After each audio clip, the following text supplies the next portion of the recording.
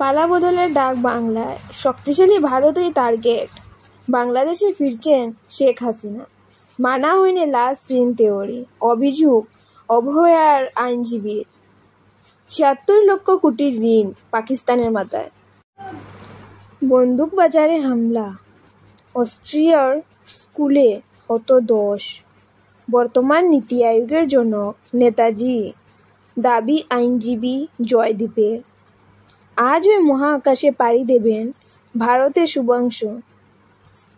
বিয়ের ৫ দিনের মধ্যেই তৈরি খুনের রূপপ্রিন্ট। রাজা খুনে মূল চক্রী সুনামই পুলিশ। গোমাংস অস্ত্র, কামাখ্যায় রেখে যাবে ২০ বছর পর হেমন্ত। চারদিকে শত্রু সত্ত্বেও অসাবধান অসমিয়ারা, আক্ষেপ মুখ্যমন্ত্রী। অঙ্গনওয়াড়ি কর্মী সুপারভাইজারদের বেতন বৃদ্ধি সিদ্ধান্ত ক্যাবিনেট বৈঠকে। ১২ জুন সোনাল মানসিংকে শ্রীমন্ত শঙ্করদেব পুরস্কার প্রদান।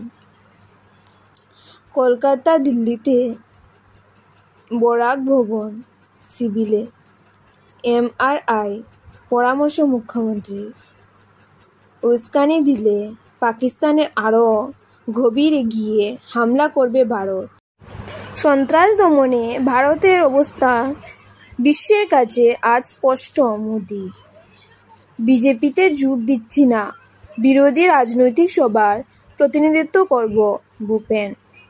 জ্যৈষ্ঠর শেষ লগ্নে তীব্র দাবদাহে পুড়ছে অসম। অসহনীয় গরমে হাঁসফাঁস করছেন মানুষ।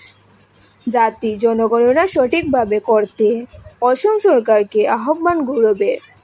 হর্তকি সাইরাং রুটে যাত্রী ট্রেন চালনার সবুজ সংকেত সিআইআরএসের। আমার দেওয়া আজকের আপডেট ছিল এতটুকুই।